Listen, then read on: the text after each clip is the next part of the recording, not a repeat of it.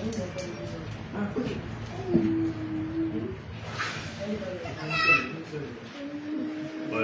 matin, nous allons parler de quelque chose d'important. Pourquoi? Parce que l'actualité nous impose de parler de ça. Mais nous avons déjà parlé de certaines choses que nous allons parler aujourd'hui. Parce qu'on avait déjà dit il y a 2 semaines que ce n'était pas le temps qu'on devait attaquer les gens. Comme toujours, personne ne nous écoute. Heureusement que les vrais enfants de Dieu nous écoutent. Et c'est fait. Mais ce qui est important pour nous aujourd'hui, c'est d'être à l'écoute de la prophétie. Pourquoi nous devons être à l'écoute de la prophétie?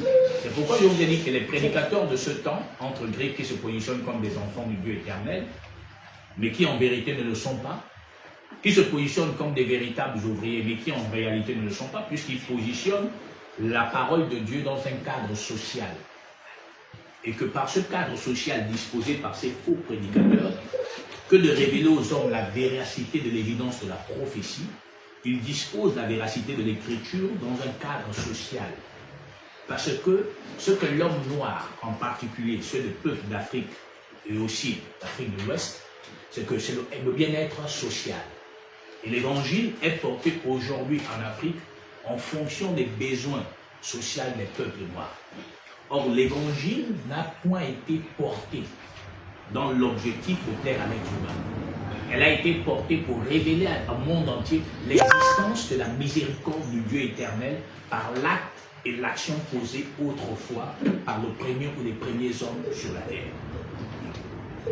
Alors dans le livre d'Hébreux, dans son chapitre 10, à partir de la portion 5, l'Écriture dit: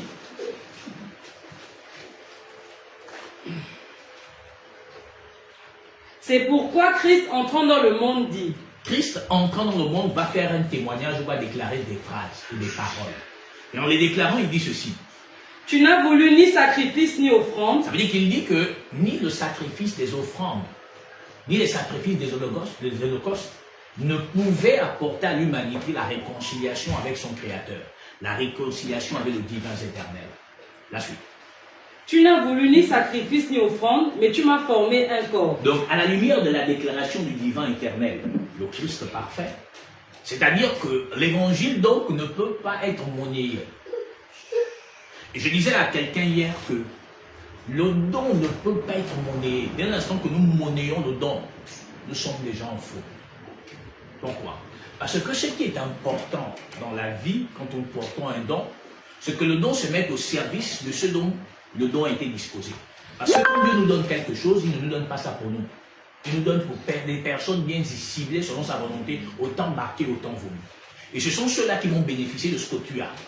Mais on ne le monnaie pas. Pourquoi? Parce que la bonne charité, la bonne volonté a une récompense.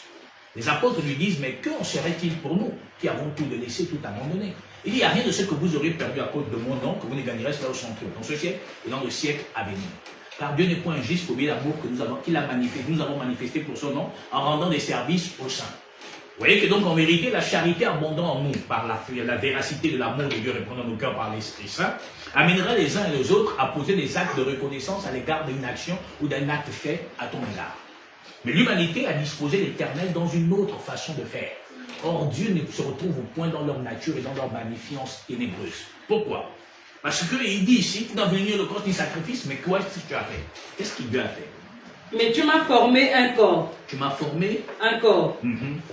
Tu n'as agréé ni holocauste ni sacrifice pour le péché. Donc déjà pour la réconciliation, pour l'offrande que Dieu attendait de l'humanité, aucun être humain ne pouvait en être capable.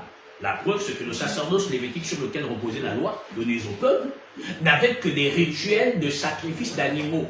Et de par ce sang des animaux purifiés sur le peuple n'avait point de conscience justifiée, mais n'avait que la chair purifiée. Or, sachant déjà que 1 Corinthiens 15, dans sa portion 50, on nous dit: la chair et le sang n'héritent pas le royaume. Et pourquoi? Parce que dans le livre de Jean, chapitre 1er, dans sa portion 12 à 13, il dit: à tous ceux qui l'ont reçu, à tous ceux qui croient en son nom, elle donne le pouvoir de devenir enfants de Dieu. Lesquels sont nés? Ni du sang, ni de la chair, ni de la volonté de l'homme. Ça veut dire que donc Dieu, déjà dans son amour, dans l'ombre des biens à venir et dans l'exacte représentation, avait déjà disposé une ombre. Et dans cette ombre, il n'y avait pas d'évidence, mais il y avait une promesse d'évidence. Donc ce qui se faisait déjà autrefois par les sacrifices des animaux pour amener le peuple à une réconciliation, à un pardon, à une justification. Mais elle n'était que la préfiguration de l'évidence de la promesse du divin éternel, auquel le Christ dit maintenant ici, tu n'as voulu ni holocauste ni sacrifice, mais tu m'as formé un corps. Oui. Alors je dis, voici je viens, dans le rouleau du livre. Il dit, donc je viens dans le rouleau du livre. Oui. Il est question de moi. Donc il vient dans le rouleau du livre. Donc la promesse de Dieu se trouve dans le rouleau. La promesse de Dieu se trouve dans son rouleau. Donc son rouleau, c'est ce qu'on appelle le manuel. Non pas le manuel littéraire, mais le manuel spirituel porté et révélé par l'Esprit. Et c'est ce manuel-là spirituel que tous les prédicateurs du monde entier, qui sont ceux que le monde acclame et appelle hommes de Dieu, n'ont pas. C'est-à-dire, ils n'ont pas la révélation de l'Esprit. Car s'ils avaient la révélation de l'Esprit, ils diront la profondeur de la véracité de la pensée du divin éternel. C'est-à-dire, donc, révéler à l'humanité la pensée du Christ. Pourquoi? Acte 17, la portion 24.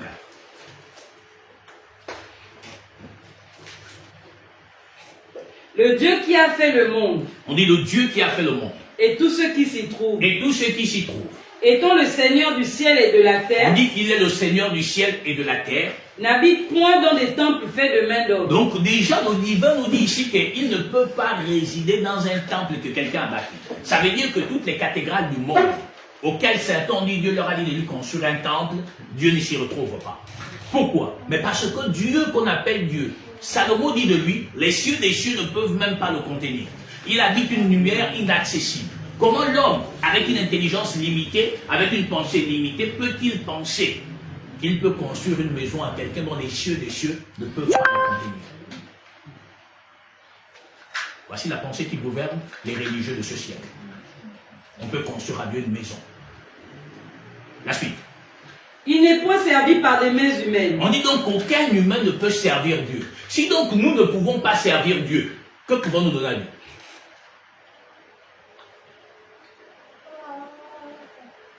C'est que tu ne peux pas servir Dieu. Ça dit que tes mains ne peuvent pas le servir. Qu'est-ce que tu peux donner à Dieu?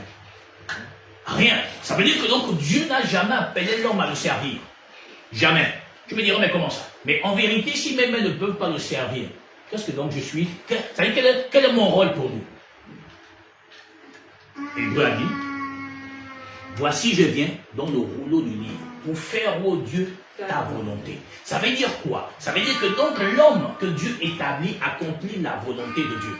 Mais la volonté de Dieu ne consiste pas à l'adorer comme je vois des gens faire tous les jours. Je vais adorer Dieu en chantant. Non. Pourquoi? Mais parce que le Christ dans Jean chapitre 4, il dit, les vrais adorateurs, ce sont ceux qui l'adorent en esprit et en vérité. Ça veut dire qu'on quitte donc du domaine de la chair et du sang pour être dans une magnifiance que l'être humain ne peut percevoir, ne peut voir, mais qui se manifeste dans un acte, dans une action, dans une parole. C'est-à-dire, pour faire, ô Dieu, ta volonté. Ça veut dire que l'Écriture accomplit la pensée de celui qui s'exprime.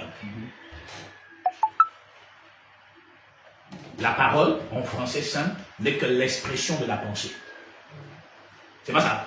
Ça veut dire que la parole n'est que l'expression de la pensée. Ça veut dire quoi? C'est que la parole ne peut pas s'exprimer s'il n'y a pas une pensée qui est mise. Donc pour que je me mette à parler comme je parle, c'est que j'ai déjà une pensée. Et c'est cette pensée que je suis en train de transmettre par mon langage. Et en vérité, ce qui va se connecter à vous, ce n'est pas ma parole, mais c'est la pensée.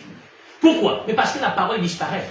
Mais il dit ma parole. Mais quand il dit sa parole, c'est pas le fait qu'on dise là, oh bonjour, ça va. Non, c'est sa pensée. Pourquoi? Parce que la pensée et la parole sont connectés. Ils ne se peuvent pas être dissociés. C'est pourquoi quand le Christ va transformer de l'eau en vin, c'est la préfiguration de l'Église qui reçoit l'Esprit. Parce que l'eau, c'est la parole.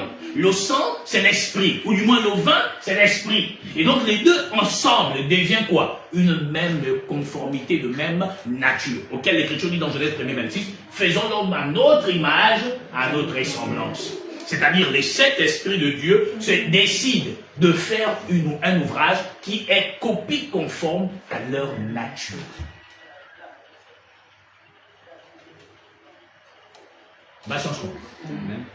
Très bien. Mais donc ça veut dire quoi? Ça veut dire que donc ma manière d'adorer comme on me l'a présenté n'est pas vraie. Pourquoi? Il dit adore Dieu, je chante. Loue Dieu, je chante. Mais ça c'est l'adoration.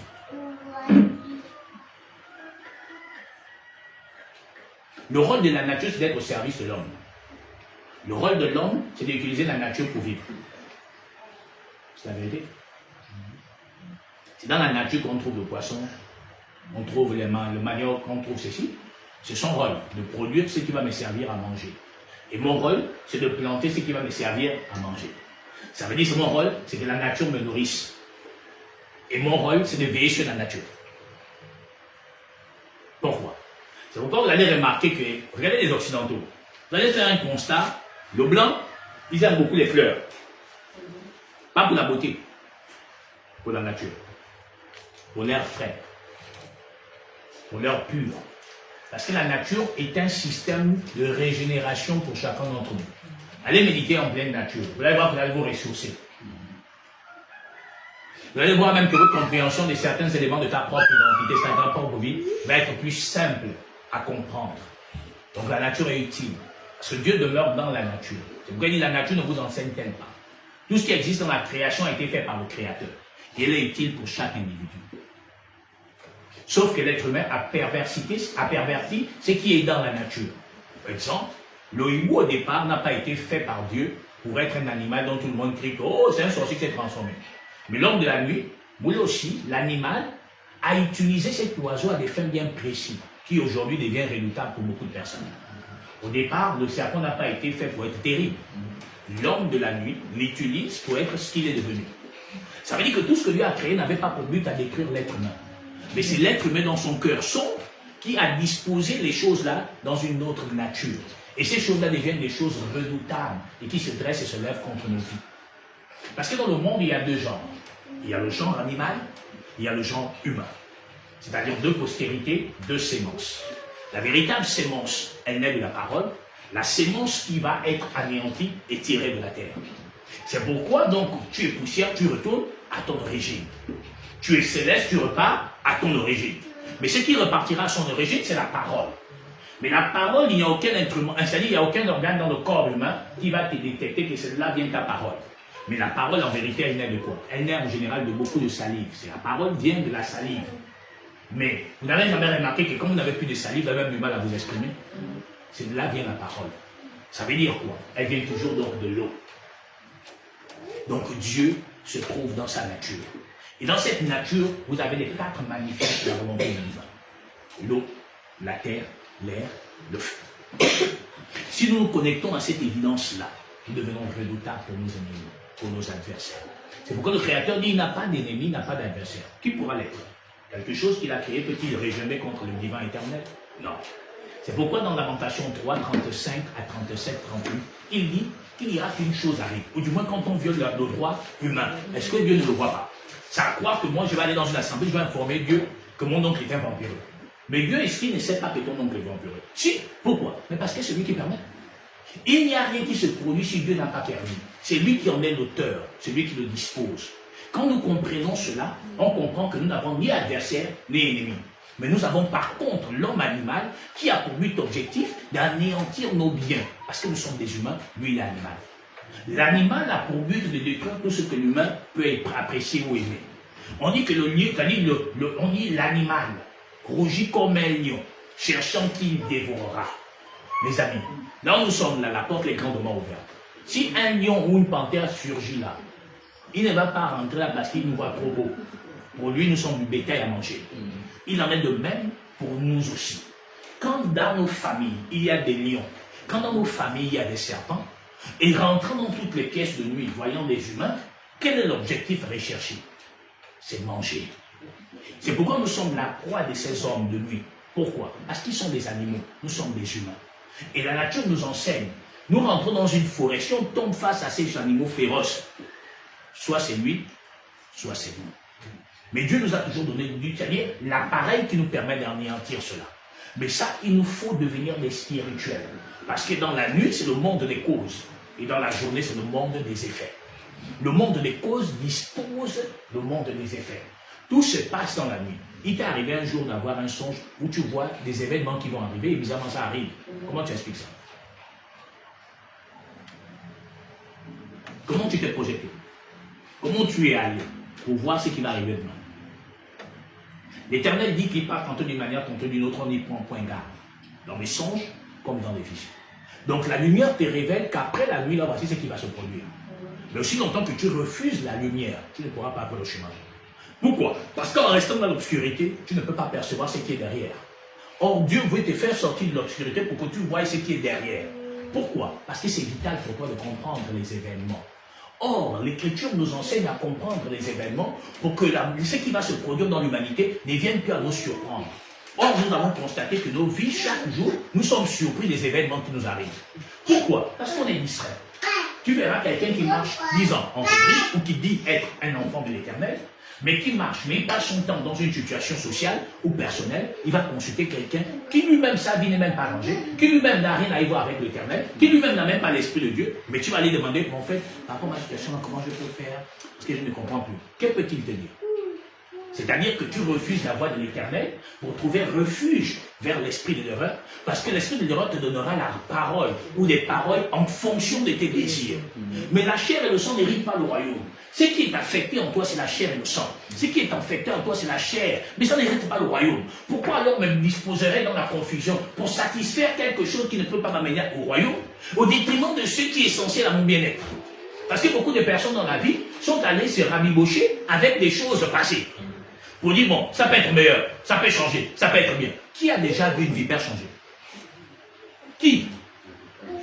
L'être humain compte souvent sur la providence. Mais la providence n'est pas une évidence.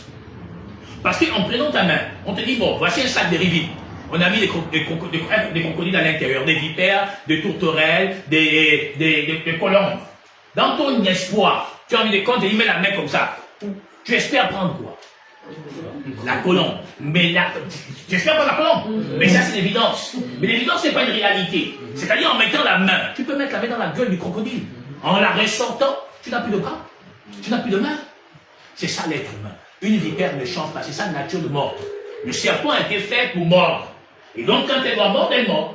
C'est sa nature. Mais l'être humain a toujours tendance à penser que non, il peut changer. Ah bon? C'est possible.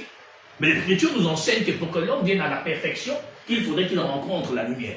Mais quelqu'un qui n'a jamais rencontré la lumière, comment pourra-t-il prendre conscience de ses fautes? Comment pourra-t-il prendre conscience de son état? C'est comme quelqu'un qui regarde dans un miroir son visage naturel ou bien à quoi il ressemble après aussitôt être parti. C'est pourquoi nous ne devons pas prendre la parole de Dieu à la légère. Pourquoi? Parce que la parole de Dieu est le miroir de notre vie. Parce qu'elle révèle l'identité fausse et véritable que nous pouvons être. Alors que nous refusons la véracité de l'Écriture. L'humanité refuse la lumière, pourquoi? Parce qu'elle a choisi les ténèbres. Pourquoi? Parce que ses œuvres étaient mauvaises. Quelqu'un qui regarde dans le miroir et voit qu'ici, là, les cils là n'ont pas été bien taillés, qui dit, ah, ça va aller. C'est qu'il refuse d'avoir l'apparence qui correspond. Et c'est ce qui nous arrive souvent. Alors l'humanité a positionné quoi? Mais non, mais c'est le sorcier. C'est bien. Oh, c'est lui-là qui gaspille ta vie. C'est très bien. Oh, il faut des marques, il faut des coupées. Mais pendant ce temps, l'humanité est en train d'aller à l'accomplissement des prophéties du rouleau éternel. Comment cela se fait? C'est-à-dire qu'aujourd'hui, Baninga va te parler du retour à l'envoyeur. Couvre-feu contre les sorciers. Rendez attaque contre les démons. Très bien, je ne suis pas contre. Mais quel démon? Est-ce que Baninga lui-même est-il capable de lire en Pounou, puisqu'il est Pounou? Et les deux mêmes sont Pounou. Donc celui qui a Shekinah et celui qui a Bethany, c'est des Pounou. Est-ce que dans leur langue maternelle, en tant que Pounou, ils connaissent le nom du diable? Est-ce que Baninga, les deux Baninga peuvent dire aux gens en Pounou, comment on appelle le diable? Parce que moi-même, je suis Pounou, du sud, de Moabi, de Dienda. Bon, est-ce qu'ils peuvent dire en langue Pounou, comment on appelle le diable? Ça n'existe pas. Je vais lui poser la question. Est-ce que Baninga peut dire en Pounou, comment on appelle l'ange en langue? Ange, l'ange, en langue, comment on appelle? Ça n'existe pas. Ce qui n'existe pas dans ma langue maternelle qui est là en moi, ce n'est pas une évidence de l'Éternel. Parce que dans chaque langue, tout ce qui est danger ou positif existe dans la langue maternelle. Nzambe, Nyang, c'est pas le blanc qui m'a dit qu'il y avait Dieu. Dans ma langue, on appelle déjà Dieu Nzambe. Nyang. Ça, on appelle ça le mot Nzambe. Mbembu Nzambe. Donc ça veut dire que le blanc ne m'a pas dit que là, c'est la parole de Dieu. Moi, je sais déjà ça, parce que c'est né en moi. Je suis né spirituel en tant que fils bantou. Ce n'est pas le blanc qui m'a dit que le Dieu existe. Non. Dans le sud du Gabon, il y a 4 villages qui portent le nom de l'Éternel. Kirinzam. Bilinzam. Bon, est-ce que c'est quand les Américains sont arrivés dans l'Ambonier que les Pounous du sud du Gabon ont dit maintenant, le village va s'appeler Mbil. Kirinzam. Je ne pense pas. Ça dit que ça existait. Donc tu comprends aisément que le blanc ne m'a pas apporté quoi que ce soit. Fou le secret de Dieu. Bon, comment un village va apporter le nom du secret de Dieu? Ça dit, le blanc ne m'a pas apporté ça. Mais pendant ce temps que vous battez contre les esprits, le monde va à la vitesse que nous ne pouvons pas maîtriser. Et un jour, les événements vont nous surprendre, comme les événements nous surprennent dans notre propre vie sociale. Pourquoi? Parce qu'on n'est pas éveillé. Pourquoi? Parce qu'on n'est pas spirituel. Pourquoi? Parce qu'on n'est pas connecté au divin. Parce que nous sommes déracinés. Parce qu'on cherche Dieu en fonction des besoins sociaux. L'humanité est retenue captive depuis plus de 2 siècles. Par quoi? Par un nom dont l'Occident a disposé à l'humanité. Jésus. Et alors tous les pauvres Africains qui n'ont pas de spiritualité, ni de révélation, ni de connaissance, tous les disent Jésus, oh Seigneur Jésus-Christ, oh Seigneur Jésus-Christ. Mais la parole te dit, mais est-ce que Dieu s'appelle comme ça? Le dire amène des colères, le dire amène des fachos, c'est des vents. Oh non, mais quoi? Moi j'étais habitué à ça. À quoi?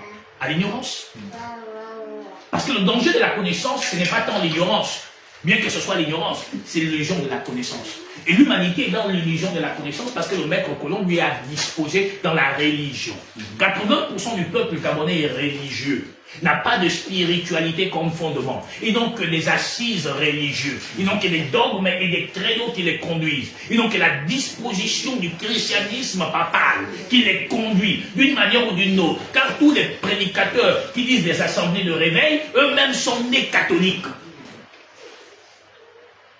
Alors que peut-il te révéler? Ce n'est que la pensée du maître colon. Je vais vous dire 2 choses ici. Vous savez, le diable, il joue 4 grands rôles. Et dans ces 4 grands rôles qu'il joue, je dis le diable parce que j'ai envie de me positionner comme eux pour qu'ils me comprennent aisément. Donc l'animal joue 4 grands rôles.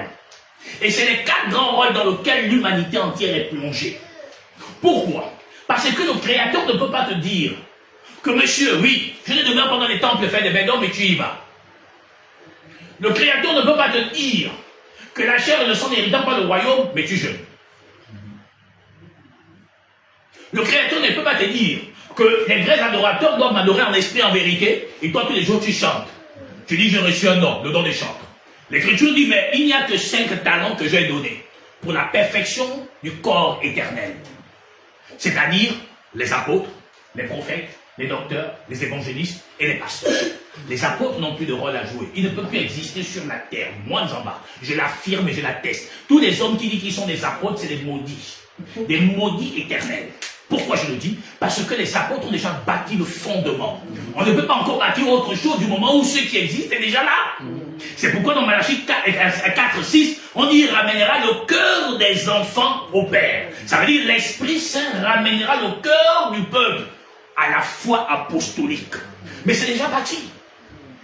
C'est déjà bâti. Donc on ne peut plus avoir des apôtres. Mais aujourd'hui, je vois beaucoup de gens, je suis apôtre, je ne sais pas qu'est-ce qui bâtit. C'est la maison de Fougamou qui est en train de construire déjà. C'est la maison qui est la terre que les parents lui ont laissée comme héritage qui va construire la villa ou l'étage déjà. Mais ce que je sais, il ne bâtit pas l'œuvre de l'Éternel.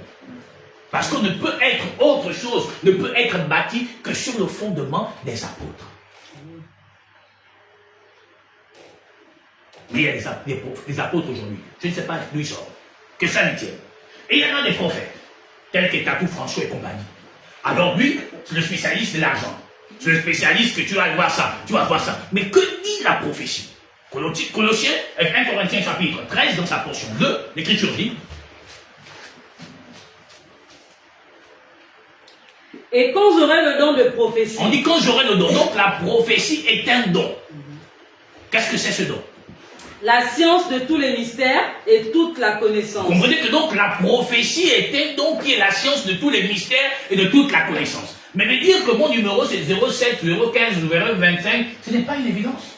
Puisque RTL qui m'a donné un numéro là connaît mon numéro.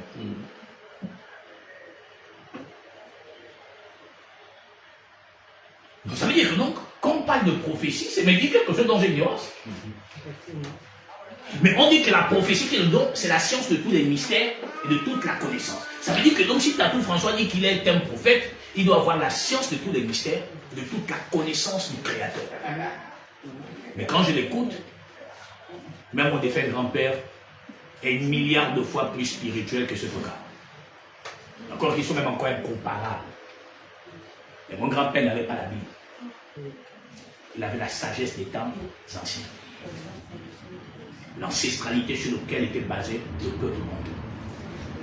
L'Éthiopie ancienne, Je suis triste quand je vois tous ces Africains qui disent moi je défends l'Afrique, je suis un panafricaniste, je ne vois pas toutes les bêtises qui sortent de leur grande gueule, inutiles, que c'est l'Égypte antique qui était le berceau. Je ris. Pourquoi? Parce que je réalise qu'ils sont tellement intellectuels, moi qui sors de Matavia, je réalise que les gens en face de moi, des gens qui sont inutiles spirituellement et qui n'ont aucun savoir, aucune connaissance. Parce que s'ils avaient la véracité de la connaissance spirituelle, auquel ils disent qu'ils sont attachés à leurs ancêtres, mais moi aussi je suis attaché à mes ancêtres. Oui, quoi, je suis tombé du ciel.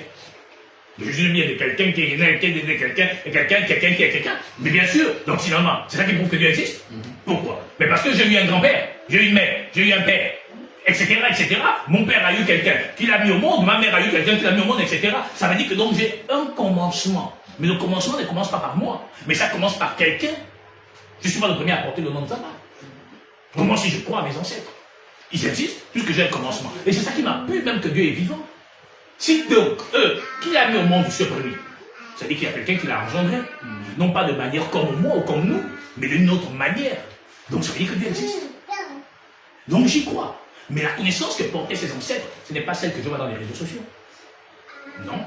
Parce que la sagesse des temps anciens, d'abord, conciliante, elle est limpide, elle est pure. Elle n'insulte pas, elle ne méprise pas. Elle révèle l'ignorance de nos actes, de nos actions, de notre langage, de notre manière de vivre. Et elle nous dispose dans une reconnaissance en disant « Oh, nous sommes faux ». Mais regardez vous-même. S'ils étaient vrais, il y a longtemps l'Afrique a pris conscience. Mais ils sont faux. Pourquoi? Parce que quand on veut bâtir un peuple, si on le bâtit sur la religion, elle est perdue. Et le Gabon, comme le monde entier, est bâti sur la religion. Elle n'est pas bâtie sur la spiritualité cristal, Christos Santos. Parce que si elle était bâtie sur sa spiritualité, alors les actes et les actions et la manière de faire devaient être différents. Vous savez, je vous dis souvent la même chose. L'opinion est plus dangereuse que le mensonge. Mais c'est ce qui se passe aujourd'hui dans le monde, particulièrement au Gabon. On a plus des grands diseurs ou des grands parleurs, des grands hommes d'opinion, mais il n'y a pas de fond. Le fond n'est pas. La forme peut y être, mais le fond, qu'est-ce que c'est? Chacun prêche pour sa propre paroisse. Vous pensez sincèrement que les mamans se soucient des enseignants? Asseyez-vous. Vous croyez que les Libysés se soucient des Gabonais? Réveillez-vous. Vous croyez que vos activistes à 2 balles là se soucient de vous? C'est juste des gens qui veulent avoir une identité. Ils n'étaient pas connus, ils n'étaient pas célèbres, et puis bon, quelques inutiles qui passent leur temps dans les bars, qui sont infidèles à la femme ou les copines qu'ils ont. Alors, non, je n'ai pas le droit de faire la vérité. Laquelle? Parce que la vérité, elle commence d'abord par toi-même. Alors, au-delà de ce que vous pouvez imaginer, la vérité, elle commence par toi-même. Pourquoi? Parce que John Fitzgerald Kennedy avait dit quelque chose d'assez extraordinaire. Ne te pose pas la question qu'est-ce que ton pays peut faire pour toi, mais plutôt qu'est-ce que tu peux faire pour ton pays. Ça veut dire que moi, quand je me positionne ce matin ici, je me dis qu'est-ce que je peux faire pour le royaume. Je me positionne comme un ouvrier, je me positionne comme un vase, comme un robinet qui doit donner de l'eau à tous ceux qui ont soif. Mais je dois veiller à ce que cette eau ne soit pas amère, de peur de tuer ou d'infecter. Mais quand je me positionne aussi dans ma nature en tant que fils bantou et fils du Gabon, parce que je suis gabonais à 1000%, je me positionne en me disant, mais j'ai un président, il n'est pas parfait, mais j'ai envie d'écouter ce qu'il a à dire. Mais qu'est-ce qu'il propose? Il propose ça, il propose ça. C'est qu'il est certain, c'est un humain. Ça veut dire que sur les 10 choses qu'il m'a promis là, il y a peut-être 7 qui n'accomplira pas. Mais s'il arrive à faire 3, ou 4, ou 5, c'est déjà un départ. Pourquoi? Parce qu'il n'est pas Dieu. Seul Dieu accomplit toutes ses promesses. Mais l'être humain ne peut pas accomplir. Et d'ailleurs, toi-même qui te positionnes comme le grand défenseur, toi-même dans ta propre vie, combien de femmes as-tu promis le mariage? Prenons Jonas Moneta, le spécialiste de frapper les femmes. C'est sa spécialité. J'étais étonné, il a dit il peut battre notre président. Ça m'a fait rire. J'ai vu ce type en veste debout. Mais mon Dieu, les pieds, on dirait un éléphant qui est sur le point de s'effondrer. Et aller chez les pygmées pour aller dans la tombe des éléphants qui s'y trouvent. Parce que les éléphants aussi, ils ont leur propre tombe. Oui, aller dans le Gabon profond, on va apprendre beaucoup de choses. Donc tu comprends aisément. Il dit, oh voilà, moi je vais le battre. Tu t'en sors de son nom, tu veux voir. Mais quelle est ta position? Quels sont les actes que tu reflètes? Parce que c'est très beau. Parce que la véracité commence par toi-même. Est-ce que je suis quelqu'un de loyal, fidèle? Je suis quelqu'un de dévoué, j'agis mieux, je fais bien les choses. Est-ce que je suis honnête, je suis sincère? Est-ce que je suis courtois et je sais accueillir les gens? Mais si déjà tu retrouves en toi toutes ces véritables qualités, tu as le droit de crier pour dire, monsieur, vous êtes les gens. Mais quand tu vois que tu as des tares toi-même, assieds-toi et chine, lave bien ta bouche avant que ton haleine, quand tu le parles, puisse indisposer toute l'assistance. C'est important dans la vie. C'est pourquoi l'Éternel dit que chacun s'examine soi-même pour voir si tu es dans la foi. Avant de dire que toi tu n'es pas dans la foi, il faut que je m'examine pour voir si moi-même je suis dans la disposition. Avant de dire que toi tu n'arrives même pas à méditer, il faut que moi je m'interroge, bien sûr moi je médite même moi-même. C'est vrai les amis. Donc avant de pouvoir lapider un individu, asseyons-nous.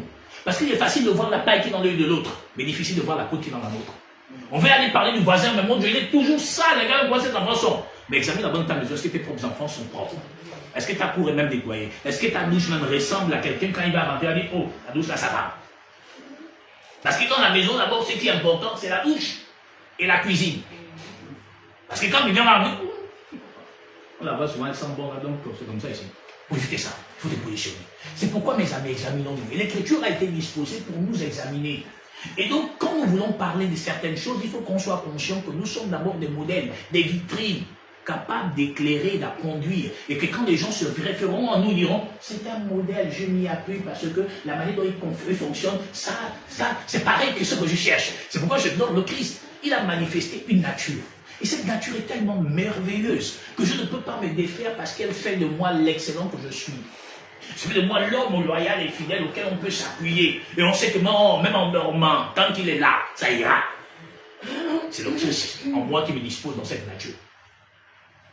C'est pourquoi donc quand nous parlons de la prophétie, nous devons nous examiner pour dire, mais c'est un don qui est la science de tous les mystères et de toute la connaissance.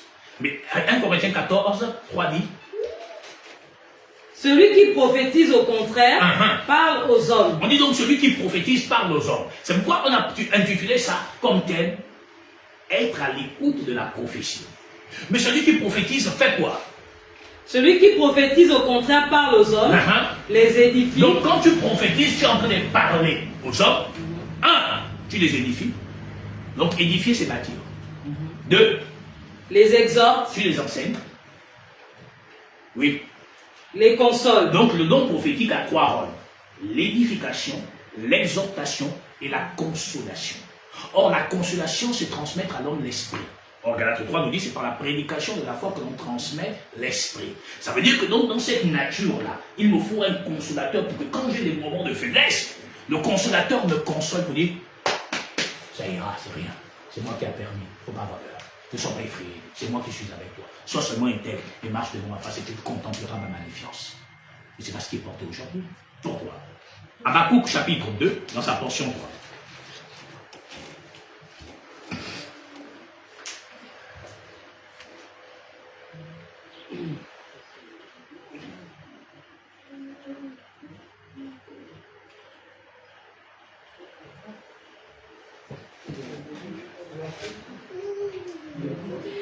Car c'est une prophétie dont le temps est déjà fixé. Car c'est une prophétie dont le temps est déjà fixé. Ça veut dire que tout ce que Dieu a fait est fixé.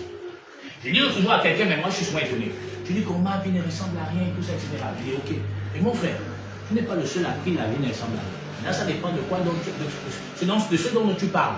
Ressembler à quoi d'abord? Moi, je me fous des voitures. Et mon frère, ma mère est morte. Elle était trop bien. Elle n'a jamais eu la voiture. Ça n'a pas dit qu'elle était maudite. C'est qu'elle devait jamais avoir la place à elle. Comment ça? Je dis, mais c'est comme ça, David. Ce qui n'était pas prédestiné, ce qui n'était pas destiné, tu ne l'aurais jamais. Malgré tous les efforts que tu pourras faire. Vous êtes sûr que ma mère, Fétissa Irénée et Minzamba ne voulait pas se marier? Si? C'était pas pour elle.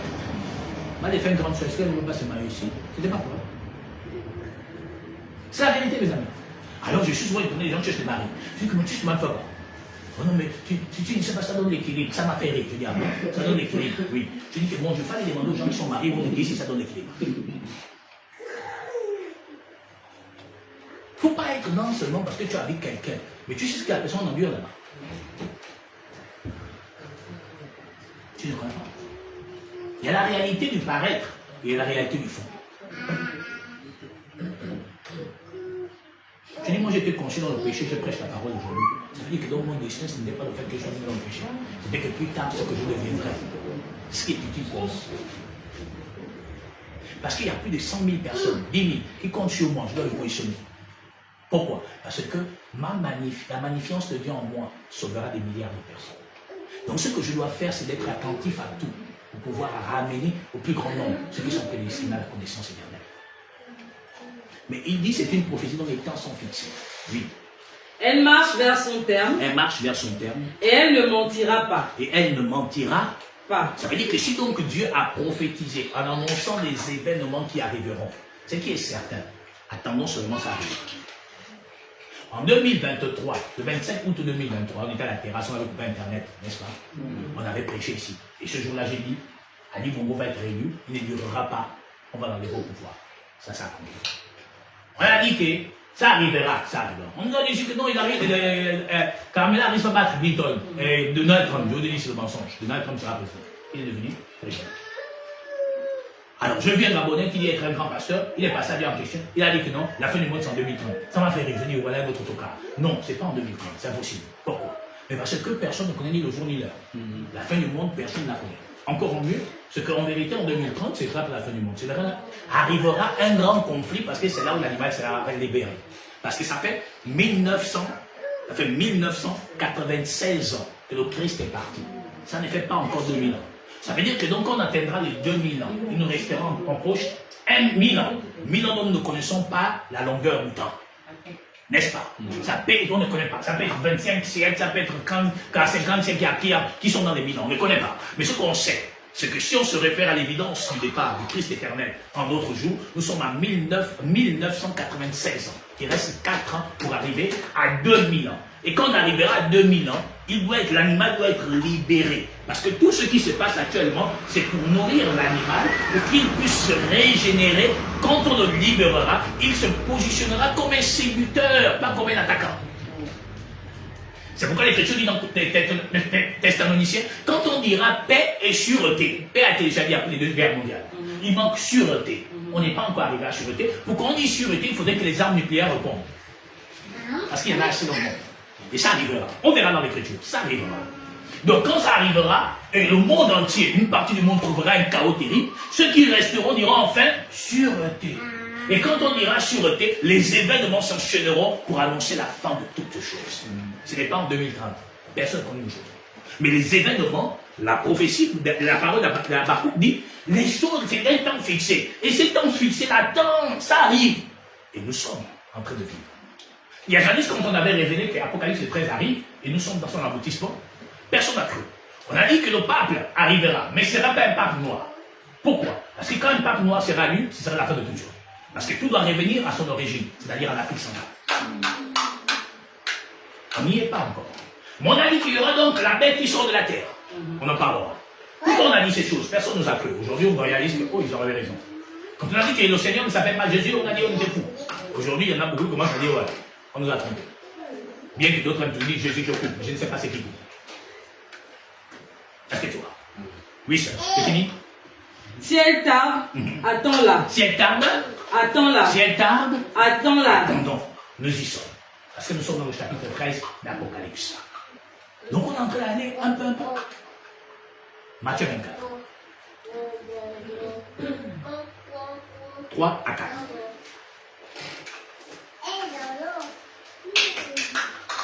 Il s'assit sur la montagne des Oliviers. Dans les cas s'assit, ils se sont assis avec la star éternelle. Et les disciples vinrent en particulier lui faire cette question. Dis-nous, quand cela arrivera-t-il et quel sera le signe de ton avènement et de la fin du monde? Voyez-vous, il lui pose une question, mais 3 questions. Il dit que quand cela arrivera-t-il? Quand cela arrivera-t-il? Et quel sera le signe? Quel sera le signe? De ton avènement et de la fin du monde. Donc 3 questions. Quand ça va arriver? Quel est le signe et la fin du monde? Donc, quand ça va arriver, il leur dit, c'est ni vous, ni les anges. Seul le Père lui-même a préparé le jour. Donc personne ne connaît. Mais quel est le signe qui annonce que tu viens? Il y a un signe. Quel est le signe? Mais quand sera aussi la fin du monde? Donc il y a un signe. Est-ce que tu vois? Mais quel est le signe? Coco. Matthieu 24, quand attention 32. Instruisez-vous. Il dit maintenant le signe c'est instruisez-vous. Par une comparaison tirée du figuier. Donc par une comparaison tirée d'un figuier. Dès que ces branches deviennent tendres. Donc dès que les branches deviennent tendres. Et que les feuilles poussent. Que les feuilles poussent. Vous connaissez que l'été est proche. Donc ça veut dire que quand on commence à voir déjà les manguiers là, commence à faire sortir des petites fleurs là et tout ça, ça commence à sortir. Oh! Bientôt la saison sèche. Donc la grande saison sèche. Il dit le signe c'est quand on va voir ça. Mais là Dieu nous parle par la nature. Mais ça veut dire que donc si nous parlons de la nature, il faudrait qu'on retrouve, copie conforme les éléments qu'on doit associer à cet élément, à cette phrase-là dont Dieu s'est servi dans la nature. Mais là, or, il parle d'un signe. Il dit donc, quand vous verrez maintenant Israël mûrir, et quand vous allez voir qu'elle est déjà mûre, sachez que la fin du monde arrive. Pourquoi il parle d'été? Parce que c'est en été que le soleil brille plus. Et quand le soleil brille plus, c'est qu'il prépare à faire quoi? À brûler les plantations. Ça veut dire que le soleil en brillant plus sèche les arbres, sèche les eaux. Or, souvenez-vous de l'écriture. On dit qu'il y aura des signes, n'est-ce pas? Oh, le monde se posera la question, qu'en serait-il des nations? Or, le fléau ou la crainte des nations aujourd'hui, c'est le réchauffement climatique. Le signe. Donc, le signe qui annonce que l'été est proche, c'est le réchauffement climatique. Ce qui fait que les nations se posent la question, comment pouvons-nous pallier à cette grande difficulté auquel on fait face? Pourquoi? Parce que la crainte des nations, c'est que si la couche de zone se perce, le soleil brûlera toute la terre. Ça arrivera. Pourquoi? Parce que le soleil, là, c'est le Christ éternel qui est en train de venir. Pas le soleil que tu vois à l'œil nu. Non. La chaleur que nous représentons là, c'est la magnificence de la gloire du Père qui est en train d'arriver. Parce que Dieu est un feu. Et le feu qui est en train d'arriver brille dans sa plénitude éternelle. Ce qui fait que la chaleur se multiplie fois 2. Pire, mais l'Éternel a dit quelque chose. Il dit ce qui arrivera au temps de Noé arrivera. Aïe, comment ça?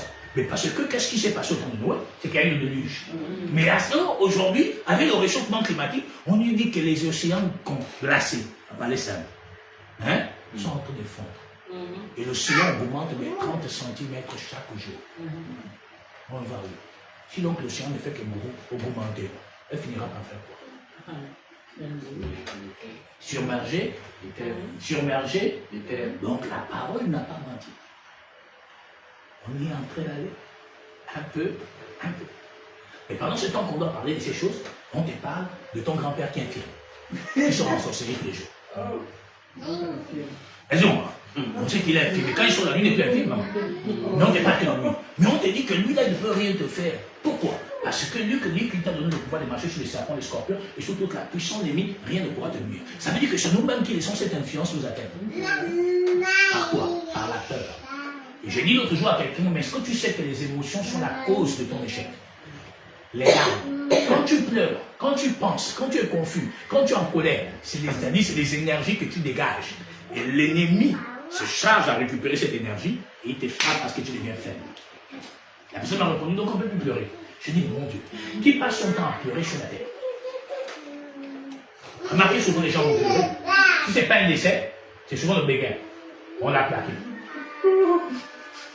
Vous ne pouvez pas comprendre. Mon Dieu, voilà le gourmet. Mon Dieu, oh! Mais il ne pleure pas le fait qu'il n'a pas la foi, il ne pleure pas le fait qu'il n'a pas la connaissance. Non.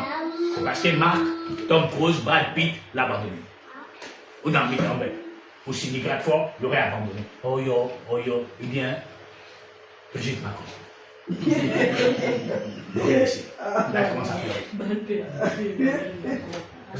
Et c'est ça la triste réalité des nations. C'est ça la triste réalité de l'humanité. Mais l'Éternel a posé 3 questions. Maintenant, je vous ai dit tout à l'heure que le diable joue 4 grands rôles. 4. Le premier rôle que joue le diable, il joue le rôle de faux prophète. Il joue le rôle de l'antéchrist. Il joue le rôle du dragon. Il joue le rôle du vicaire. C'est les 4 grands rôles que joue l'animal, que le monde appelle par la voix des Occidentaux le diable. Parce que moi, je ne crois pas au diable.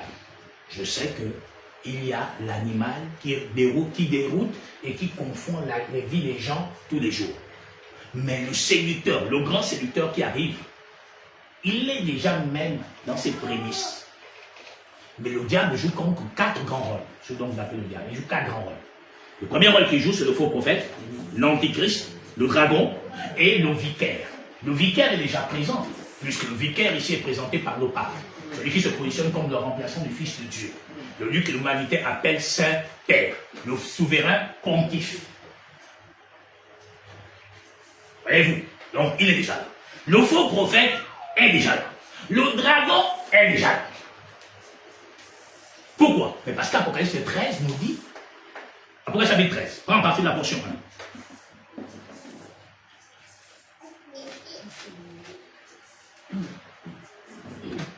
Puis je vis monter de la mer. Puis je vis monter de la mer.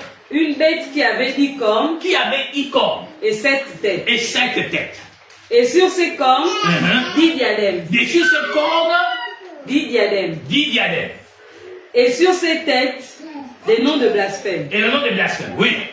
La bête que je vis était semblable à un léopard. Donc la bête qu'il voit est semblable à un léopard. 1. Ses pieds étaient comme ceux d'un ours. Le pied était comme ceux d'un ours. 2. Et sa gueule comme la gueule de lion. Donc la bête que Daniel nous a parlé là-bas se retrouve ici maintenant unifiée. Quand elle est unifiée, il dit que 1, ses pieds c'est l'ours. 2, son corps là c'est le léopard. Sa tête là, Maël, c'est-à-dire le lion. N'est-ce pas? Or, le lion représente ici qui? L'Angleterre, la Grande-Bretagne. 2, le léopard représente qui? L'Allemagne. 3, les pieds représentent l'ours là, représente qui? La Russie.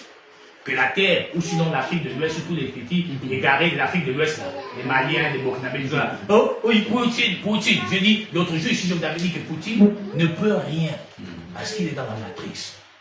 Il y a des alliances qu'ils ont faites. Donc il ne peut rien. Pourquoi? Je dis, mais l'osso, je crois que sa soeur m'a dit qu'on appelle ça l'osso. Donc l'osso de la Russie, c'est 2 ailes. Un qui regarde comme ça, l'autre qui regarde là-bas. L'osso de l'Amérique, c'est quoi? Si on peut parler ici comme ça, c'est l'aigle aussi. Donc ça veut dire l'aigle représente quoi? La prophétie. La prophétie permet quoi? D'aller voir au-delà, là où personne ne voit. Donc on parle de l'innovation, la créativité ou autre. Mais si donc la Russie est représentée par 2 aigles dans leur sceau, c'est que l'aigle regarde le passé et se projette vers l'avenir. Les États-Unis, pareil. Je dis que mon Dieu, qu'est-ce qu'on n'avait pas commis? J'ai vu l'autre jour, j'ai passé un ganga, il est aux États-Unis. Il dit que non, Poutine n'est pas dans les deux. Ça m'a fait rire. J'ai dit que Poutine dit que lui, il voyage souvent à Stralema, il est mystique, il voit, ça m'a fait rire. J'ai dit que, oh mon Dieu, pourquoi vous venez de venir abrutir les pauvres Gabonais? Donc Poutine n'est pas information, oui. J'ai dit que mon Dieu, vous êtes fous. Il dit que la Russie n'est pas information. Mais la Russie elle-même est dans la formation. Mais Poutine, qui est leur chef, ne serait pas. Donc je dis que vos voyages ne sont pas des bons voyages. Et puis il y a une corde qui vous empêche d'arriver en Russie pour voir bien dans quelle position ou dans quelle nature se trouve Poutine. Qu'est-ce qui vous arrive? Elle est là, unifiée. Mais regardez ce qui est extraordinaire, c'est que la bête là sort d'où? Des eaux. L'autre représente des foules, les peuples, les langues. Ça veut dire que ce sont les hommes qui vont faire naître cette bête. Mais on parle, on cherche le dragon. Il est où? Parce qu'on a déjà le faux prophète. On a déjà le vicaire. On a déjà l'antichrist. Où est le dragon? La suite. Le dragon lui donna sa puissance. Donc le dragon n'est pas là. Il donne la puissance à l'Europe, à l'Occident, à l'Europe. La Russie est dans l'Europe, mes amis. Donc il donne son pouvoir à l'Europe, qui a esclavagisé la terre entière, qui a colonisé le monde entier. La suite. Et son trône et une grande autorité. Donc le dragon a donné son autorité à l'Europe. Mais donc le dragon n'est pas là.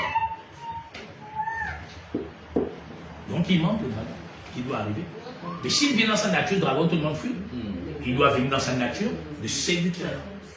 Oui, monsieur. Apocalypse chapitre 20. Dans sa portion 1 à 20. 1 à 3. Puis je vis descendre du ciel un ange qui avait les clés de l'abîme et une grande chaîne dans sa main. Il saisit le dragon, le serpent ancien, qui est le diable et Satan, et il le lia pour 1000 ans. Vous comprenez que donc le dragon n'est pas là? Il est où? Il est lié. Il n'est pas là. Donc dans les 4 rôles qu'il joue, il y a 3 grands rôles qui sont déjà présents.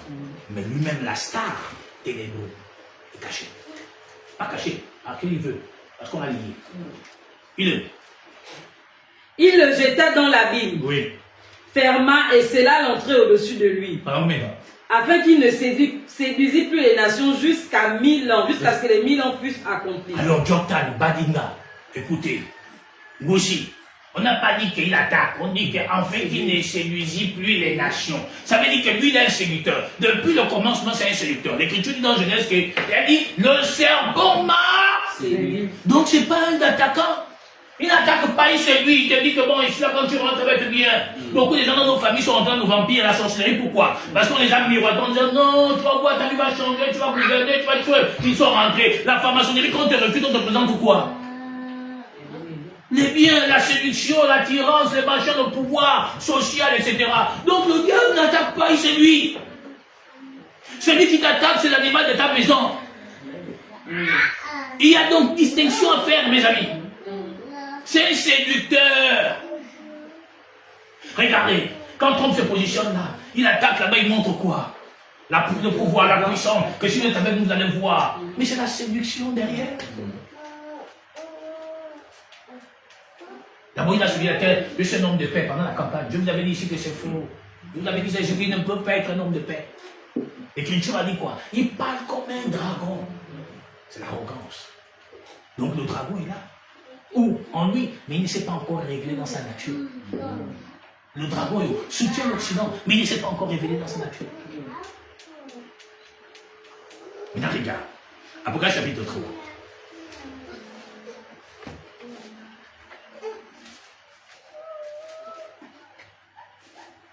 À partir de la portion 8. Je connais tes œuvres. Voici, parce que tu as peu de puissance et que tu as gardé ma parole. Vous m'avez dit que tu as peu de puissance. J'ai dit l'autre jour ici, les gens m'ont dit que c'est pas normal. J'ai dit l'église ne peut plus faire les miracles charnels. C'est-à-dire le pied sort, j'ai dit ça n'existe plus. La nature peut te soigner par des plantes, oui. Mais qu'on prie et puis c'est bon. Pourquoi? Parce que l'église a maintenant peu de puissance. C'est la nature ou la magnifiance du Christ sur le chemin de la rédemption. Il n'avait plus de pouvoir. C'est-à-dire la puissance n'était plus. La suite. Et que tu as gardé ma parole. Donc la clé pour l'église d'aujourd'hui, c'est quoi? C'est garder la parole. La suite. Et que tu n'as pas renié mon nom. J'ai mis devant toi une porte ouverte. Donc le royaume éternel n'est pas fermé. Que personne ne peut fermer. Voici, oui. je te donne de ceux de la synagogue de Satan, qui se disent juifs et ne le sont pas. Mais bien sûr, les faux juifs là qui sont en Israël, ce n'est pas des juifs, c'est des sionistes, c'est des démons tout simplement. Oui. Mais qui mentent. Voici, je les ferai venir, se prosterner à tes pieds. Donc ils doivent revenir en Afrique, reconnaître que l'Afrique, particulièrement le Gabon, est la clé de l'humanité. Ça arrive. Peut-être qu'ils ne seraient plus vivants. Mais ceux qui seront vivants se souviendront que le gars l'avait enseigné 5 jours. Parce que le centre de l'humanité, le centre du monde se trouve au Gabon. Et le secret qui se trouve au Gabon, c'est son ancestralité spirituelle par la voie initiatique, par la voie du Witi. D'où les deux panthères qui veillent sur l'arbre là. Pas sur vos joies disant, oh, l'or, l'eau, la richesse de la rivière ou de l'eau du Seigneur, je sais pas quoi. Non! Parce que la clé pour aller au-delà de l'humanité, c'est le métier. C'est le secret du Gabon, c'est le pouvoir du Gabon sur le plan charnel. Et aussi spirituel dans le fait d'avoir la capacité d'aller vers le nord. Aucun pays n'est là à part le Gabon. Tu me diras le Congo, etc. Mais c'est le Gabon. Pourquoi? Parce que c'est l'Éthiopie ancienne. Donc le Congo ancien. Mais plus au Gabon, parce que le Gabon a ce secret-là. Il y a plus de combien de temps, on avait découvert le premier homme de la Terre. C'était trouvé où? Au Gabon, on l'a retrouvé. C'est pas moi, c'est vous-même qui avez découvert. Voilà pourquoi la Pointe des Nids. C'est bien les gens qui aiment aller à la Pointe des Nids. Les gens comme nous, là, si on traverse peut-être les gars peuvent nous tirer sur nous. Mais la Pointe des Nids, c'est un endroit terrible. Les gens comme nous là, c'est un peu difficile, si on prend même si c'est la navette ou je sais pas quoi. Les gars on dit que, oh, Amaru, on peut pas découvrir. Non, il ne faut pas qu'il arrive là. Moi-même, je peux qu'on n'est pas arrivé. Parce qu'il y a des endroits où moi, en tant qu'homme spirituel de lumière, je ne peux pas mettre mes pieds. Mais il y a des grandes réunions qui se passent là-bas à la Pointe des Nids. Croyez-moi. Le Gabon, c'est quelque chose dont vous n'avez pas la moindre idée. C'est autre chose. Donc l'ancestralité du Gabon est appuyée. Et c'est ça qui fait la force du Gabon. Le Gabon a la plante que l'on appelle le wiki terrestre, comme j'ai expliqué l'autre jour, qui te fait rentrer en communion avec tous ceux qui n'existent plus physiquement. C'est-à-dire, la mort n'existe pas. Pourquoi? Parce que ceux qui sont partis ont seulement cessé d'exister physiquement. Mais le Diboga a la capacité de faire rentrer là-bas. Tu vois, tu les parles, vous rencontrez, tu reviens chez toi. C'est ça qui fait le Gabon unique au monde. Voilà pourquoi ça fait 200 ans, les Américains volent notre Diboga. Voilà pourquoi quand les Américains, par la voie des, comment ils appellent ça, les missionnaires, ils sont rentrés au Gabon par le sud. Les Français sont venus ici, à Libreville, à l'Estuaire. Eux, ils sont allés dans le sud. Dans le sud, parce qu'ils avaient compris qu'il y avait un secret qui se passait dans le sud du Gabon. Oui, mes amis. L'hôpital qu'ils ont créé à Bongolo, c'est pas le hasard. Non, monsieur. Non, monsieur. Vous comprenez, non? Ce qu'on appelle Kumboul. Kumboul, seulement pour nous, c'est ce que vous appelez le fusil nocturne. Kumboul, c'est l'arme mystique. Tu comprends, non? Fusil nocturne, c'est une arme qu'on fait avec la balle. Et on fait déclencher la balle. Et ça explose. Donc, tout le monde qui sont autour, qui ne sont pas de la vraie nature, vont mourir. C'est de là est né ce qu'on appelle l'arme nucléaire. En vérité, on appelle ça Kumboul. C'est qui est de la nature mystique à la nature physique. C'est dans le sud que ça a été découvert. Les Blancs sont plus intelligents que les Noirs des Gabonais. Parce que le Gabonais n'a rien compris à ce qui se passe. Mais malheureusement, aujourd'hui, l'ancestralité, par la voie exemple de l'initiation, est devenue quelque chose qui devient une confusion dans la nation parce que ceux qui sont censés détenir cette évidence-là sont des corrompus, sont des menteuses d'argent. Et ce qui fait qu'aujourd'hui, c'est devenu quelque chose qui fait peur à tout le monde. C'est vrai. C'est un fait réel. Mais au départ, sa vocation, ce n'était pas pour faire du mal. Sa vocation était comme dans le film Black Panther, qui est une adaptation réelle de l'histoire du peuple gabonais. C'était que les hommes vivants peuvent aller parler avec leurs parents morts. Et reviennent, puis dire aux autres que bon, j'ai parlé, voilà. Voilà. Malheureusement, on a fait comme on a fait. Pourquoi? Parce qu'aujourd'hui, ton oncle peut être un gars de Bouiti, mais un grand vampire. Maudit comme pas possible. Malheureusement, aujourd'hui, la réalité est là. Mais c'est ça la réalité, d'abord. Et c'est pourquoi le Gabon est convoité. Parce qu'il a ce pouvoir, cette capacité. Même si tu pars à planter de l'Ibok aux États-Unis, ça ne pousse pas. C'est spécial. Ça, c'est le pilier du Gabon. C'est la richesse ancestrale du Gabon. Mais Dieu aussi a disposé au-delà de cette richesse, par la voie de la terre qui est la mer Bouti, a disposé maintenant l'autre voie, celle qui est le tout et l'essentiel de l'homme, l'arbre de la vie. Mais la vie ne peut parvenir à notre existence que par la prédication de la véracité du divin éternel, par la nature prophétique. Donc par la révélation, la connaissance, la doctrine et la prophétie. Quand ces quatre piliers sont instaurés ou manifestés en toi, par la voie de l'air, par la voie de la terre, par la voie des eaux, par la voie du feu, cela en toi fait bouillonner la magnificence du divin éternel. Alors on te positionne comme la croix parfaite, avec ces trois piliers qui sont horizontal, vertical, ou horizontal, qui positionnent la croix. Les deux natures que porte tout individu gabonais. Le côté animal qui est représenté par la panthère, le côté Christosantos qui est disposé par la prophétie du divin éternel. Les deux associés te conforment dans l'évidence prophétique éternelle pour marcher humblement vers la véracité de la connaissance ancestrale et spirituelle du Christ éternel.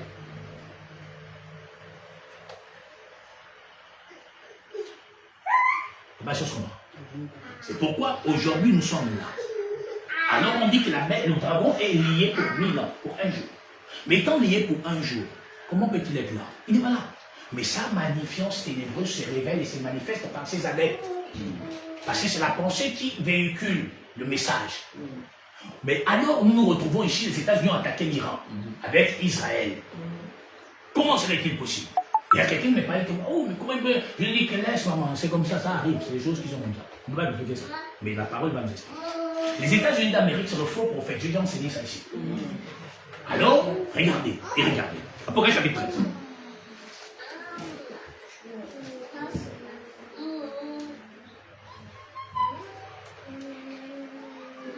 « 11 à 13.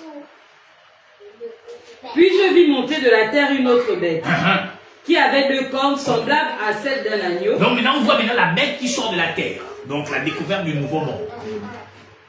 L'Amérique, les États-Unis. On dit la bête qui sort là, elle est quoi?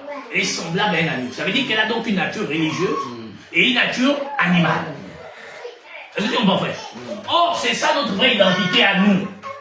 On a la nature donc Christosantos et on a la nature animale. C'est pourquoi des fois tu te mets dans une colère qui n'est pas son nom. Ça vient du côté animal. La suite. Et qui parlait comme un dragon. Vous voyez, donc celui qui sort, l'animal qui sort de la terre est comme un agneau au départ. Mais bizarrement, il parle comme moi. Comme un dragon. Mais le même dragon, là, on l'a vu plus haut là-bas, qu'elle a donné le pouvoir à qui? À la bête qui était semblable à un léopard, à un lion et à un ours. Maintenant, la bête là, maintenant, se retrouve maintenant dans l'agneau. Qui est semblable au véritable agneau, mais qui va parler comme un dragon. La suite. Elle exerçait toute l'autorité de la première bête en sa présence. Elle exerçait quoi? Toute l'autorité de la première bête. Où? En sa présence. Ça veut dire l'Occident est devant là. Est-ce que l'Occident n'existe plus? Elle existe. Mais on dit que la bête là qui est comme l'agneau là, semblable à l'agneau là, fait tout ce qu'elle veut. Qui fait tout ce qu'elle veut en ce moment? C'est pas les États-Unis d'Amérique. On y est, non? Or, les deux codes représentent quoi? Le pouvoir politique et le pouvoir religieux. Qui détient le pouvoir religieux? Les États-Unis d'Amérique, le nouveau pape. Qui détient le pouvoir politique dans le monde? Les États-Unis d'Amérique par Donald Trump. La bête est là. Pas la bête de dragon, mais la bête semblable à l'agneau. Il parle de paix, il faut être ici. Il parle de paix, il attaque ici. Même si ce livre-là, tu ne peux pas l'accepter, c'est là la vérité. Alors quelqu'un m'a dit, mais pourquoi la Russie ne défend pas avec la Chine, ne défend pas l'Iran? Je dis, mais mon Dieu, il ne peut pas les défendre. C'est la même nature. Après, Daniel a si tout dit. Comment ça? Mais Daniel a parlé de ça depuis. C'est vous qui n'avez pas compris l'écriture.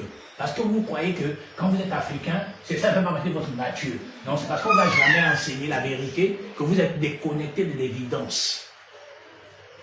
Daniel chapitre 2. 31 à 43.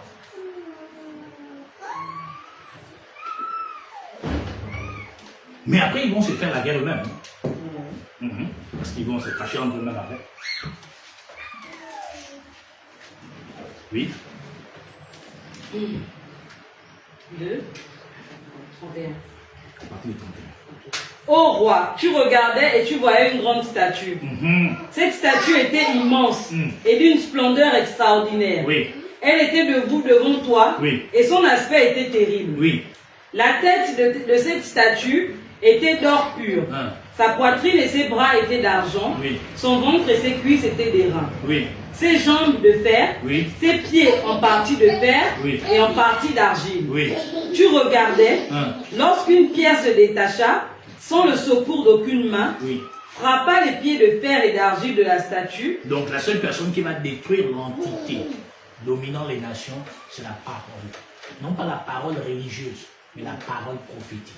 La véritable parole. Celle qui va ramener l'originalité véritable du commencement de toutes choses en disposant le peuple noir d'Afrique centrale, donc d'Éthiopie véritable, que voici la vérité que l'on vous cache. Et l'équilibre se rétablira parce que seule la vérité, donc la connaissance, la prophétie, la révélation de la doctrine parfaite anéantira le mensonge occidental sur les nations du monde entier, en particulier du peuple choisi, qui est le peuple noir d'Afrique centrale, qui s'est téléporté un peu partout, parce qu'on retrouve ce même peuple en Afrique du Sud, en Angola et un peu partout, car tous les noirs ne sont pas manqués.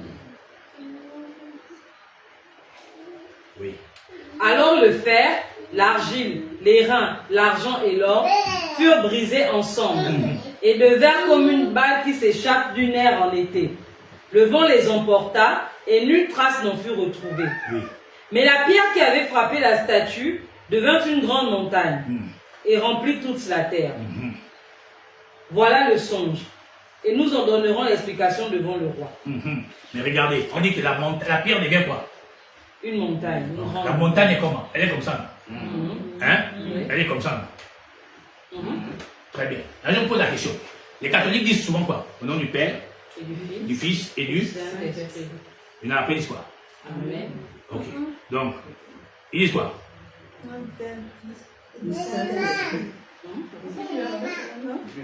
Au nom du Père, du Fils, du Saint-Esprit. Ah, donc ils disent donc au nom du Père, du Fils et du Saint-Esprit. N'est-ce pas? Donc 1, 2, 3, 4.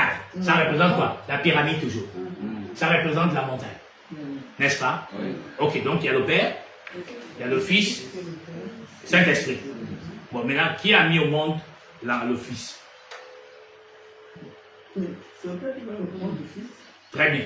Donc le père a mis au monde le Fils. C'est ça, non? Oui. Très bien. Et le Père ayant mis au monde le Fils a engendré le Saint-Esprit. N'est-ce pas? C'est ça, non? Très bien. Ok. Bon, de vous à moi, comment un homme peut mettre au monde un fils? Vous avez habillé un homme enceinte? Non. Hein? C'est lui qui a fécondé la femme. Mais il savait qu'il y avait une femme.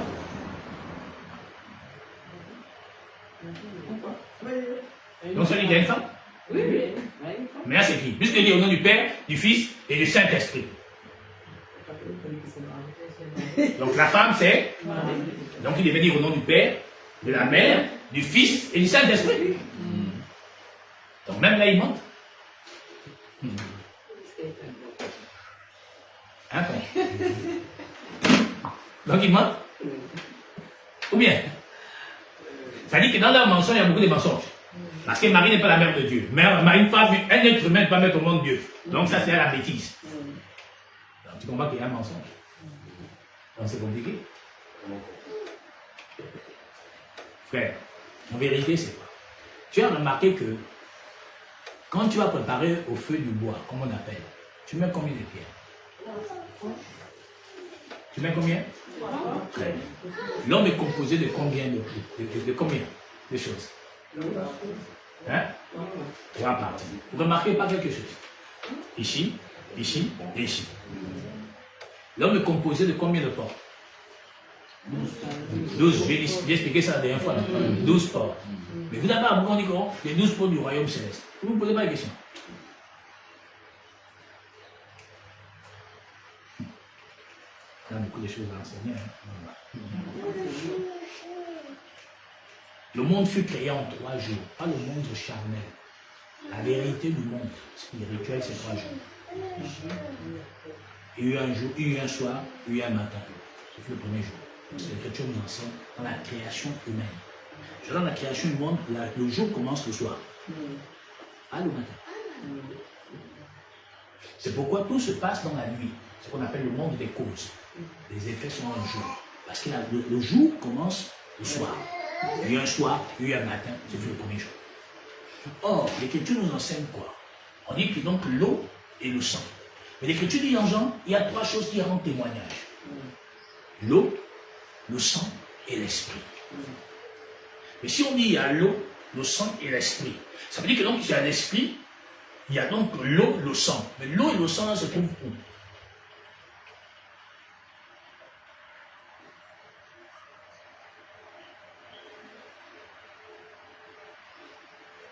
C'est seulement une seule. Il n'y a que la femme qui perd l'eau et le sang et puis donne la vie. Avez-vous vu déjà un homme qui perd l'eau, le sang et puis donne une fenêtre? Il faut qu'on se pose des bonnes questions. Qui est Dieu? Point d'interrogation.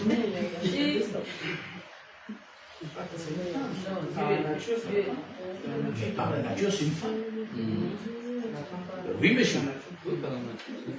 Oui, monsieur. Mais, monsieur, c'est la vérité. Par la nature de sa magnifience, elle est une femme. On dit la terre a produit.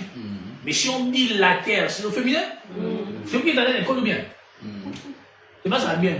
Vu les gens qui ont les marques, les masters plus 5 ici. C'est pas ça. C'est pas ça. Mais si on dit la terre a engendré, c'est que donc Dieu a engendré, non? Mais ça veut dire quoi? On dit une femme enveloppée du soleil, une couronne de 12 étoiles. Donc c'est une femme qui engendre? Donc Dieu est à la fois une femme, à la fois un homme? Qu'est-ce qui vous choque?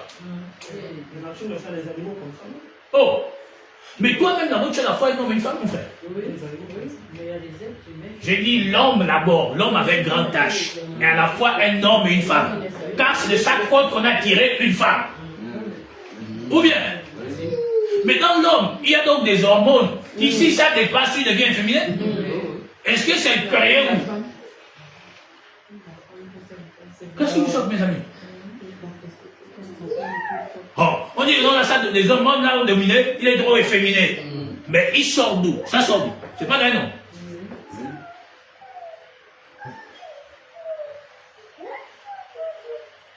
Hein?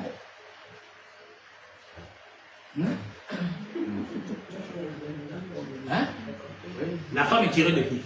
Et quand Dieu dit, faisons l'homme à notre image et à notre ressemblance, il tire quoi de l'homme? De lui-même. Un homme?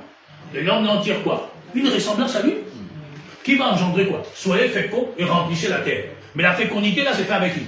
Mais c'est un homme qui s'accouple à une femme. Mais la femme est tirée de qui? Mais de l'homme. Mais si donc l'homme et la femme est tirée d'un homme, ça veut dire que donc Dieu a à la fois un homme et une femme. Puisque c'est lui-même l'image, c'est lui-même la ressemblance.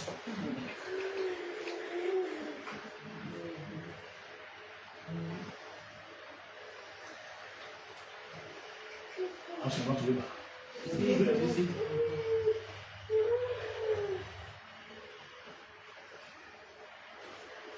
C'est la vérité, mais...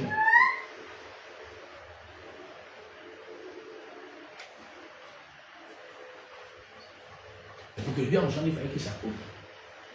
À qui? À lui-même. Au commencement, était quoi? La parole était avec Dieu. Et la parole était... Est-ce que la parole se masculin ou féminin? Mais alors, finalement...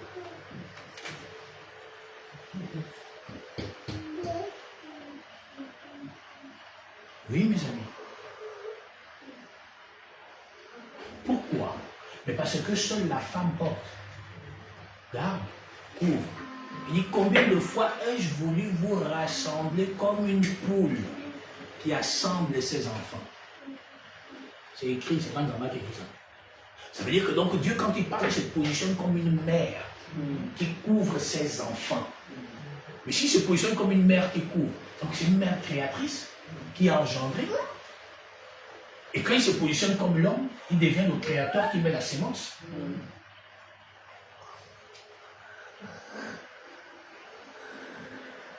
Dans la nature des lions, des chats, vous savez qui éduque l'enfant à devenir un chasseur, à mieux marcher? Dans la nature des chats. Donc la mère, c'est la lionne. Le lion, il est là pour veiller sur le territoire et protéger. Mais c'est la mère qui apprend l'enfant, qui donne l'éducation. C'est la nature de lui. Dans sa nature féminin, il éduque, oriente. Et dans sa nature de protecteur, il devient le lion ou la panthère qui défend.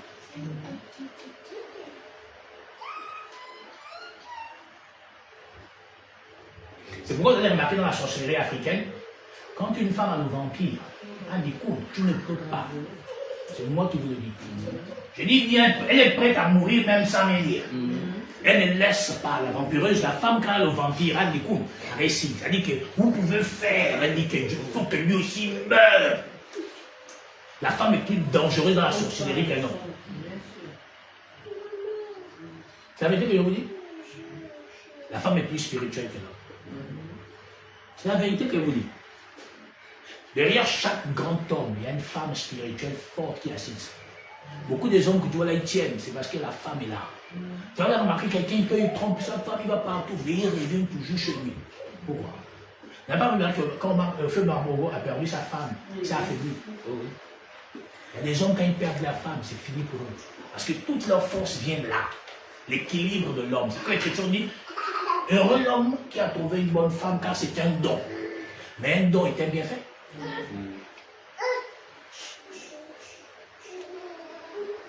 C'est bon, c'est bon. On peut continuer. Continue. On va finir dans 10 minutes. En restant Daniel. Je n'avais pas fini.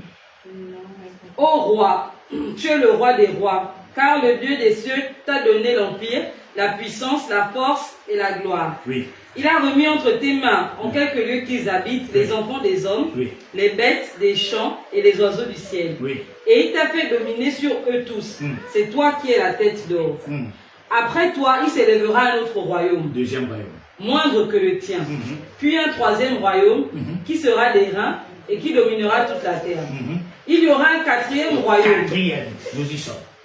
Fort comme du fer.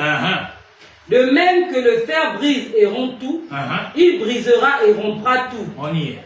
Comme le fer qui met tout en pièces. C'est pourquoi Apocalypse a dit, il faisait tout ce qu'il voulait en présence de la première bête. Oui. Et comme tu as vu les pieds et les orteils en partie d'argile et de potier et en partie de fer, ce royaume sera divisé. Ça veut dire quoi? Poutine n'est pas d'accord avec certaines choses, mais dans le fond, c'est la même pensée qu'il est conduit. La Chine n'est pas d'accord avec certaines choses, mais dans le fond, c'est la même pensée qu'il est conduit. La Corée n'est pas d'accord avec ça, mais dans la même... Ça veut dire qu'ils sont tous dans le même corps, frère. C'est la pensée qui dirige tous les membres. Mais parfois, il arrive que le bras est un peu fatigué pour dire, ah, je ne peux pas. Oui ou non? Parfois, le bras a mal. C'est l'autre là qui fait. Mais c'est ça qu'on est en train de vivre. C'est ce qu'on appelle la géopolitique qui se produit et se passe à l'heure actuelle. Tous les membres sont dans le même corps, mais tous les membres ne sont pas d'accord avec tout. Oui. Mais il y aura en lui quelque chose de la force du fer. Parce que tu as vu le fer mêlé avec l'argile. Oui. Et comme les doigts des pieds étaient en partie de fer et en partie d'argile, ce royaume sera en partie fort et en partie fragile. Oui. La preuve, c'est que l'Iran est attaqué qui était un soutien. Parce que ce qu'il faut comprendre, c'est que la Russie a fait naître l'Iran, parce que les Iraniens, ce n'est pas des Arabes, c'est des Perses. N'est-ce pas? Maintenant, l'Occident aussi, donc l'OTAN, a fait naître Israël terrestre, vous voyez, Moyen-Orient. C'est-à-dire que ces deux enfants que les deux ont fait naître. Sauf qu'il faudrait qu'il y ait un enfant qui domine sur l'autre. Mais l'enfant qui est dominé aujourd'hui, là, va se révolter plus tard, on verra ici. Va se révolter plus tard parce qu'il va s'allier à l'autre. Comme il dit ici, que comme le fer et l'argile ne peuvent pas être d'accord, ce royaume-là serait faible. Mais, tu as vu le fer mêlé avec l'argile parce qu'ils se mêleront par des alliances humaines. Par des alliances humaines. C'est pourquoi donc Trump, il peut attaquer l'Iran là. La Chine et la Russie, ils peuvent faire des choses. Ils vont forcément parler, mais ils ne peuvent pas rentrer. Parce que ce n'est pas encore le temps que la prophétie dont l'Écriture a dit depuis Habakkuk, que si elle tarde, ça va arriver. Donc comme le temps prophétique n'est pas encore arrivé, mais les événements qui annoncent le temps prophétique sont en train déjà d'être déroulés en ce moment. Donc il y a des alliances qui sont faites. Tu prends Taïwan, tu prends l'Ukraine, il n'y a pas de souci, mais moi je dois taper là-bas parce que voilà ce qui va se passer. J'ai besoin de là-bas parce que ça c'est mon gironde. Donc moi je dois dominer dans toute la zone là. Toi tu domines dans toute l'Europe de l'Est, toi tu domines dans toute l'Asie. On se retrouve quoi? Les trois piliers de la pyramide.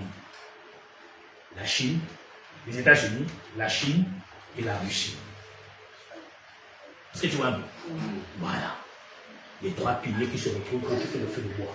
Ceux qui soutiennent quoi? La marmite. Est-ce que tu vois un peu? On ne peut pas rentrer dans les profondeurs parce que je vais même vous expliquer ce que ça représente les trois pierres là et puis la marmite. Mais vous êtes encore un peu jeune. C'est pas encore le moment. Voilà. Parce que chacun d'entre vous doit avoir ces trois piliers-là. Oh oui, mes amis. Qui représentent en fait Dieu en trois, mais en un. Dieu en trois, mais en un. On en parlera. Oui, sœur. Mais ils ne seront point unis l'un à l'autre. Ils ne sont pas unis. De même que le fer ne s'allie point avec l'argile. Donc ils ne sont pas d'accord, mais comme il y a des alliances humaines, on gère. Est-ce que je vois? Maintenant, les États-Unis d'Amérique ont un problème. C'est lequel? Daniel chapitre 11.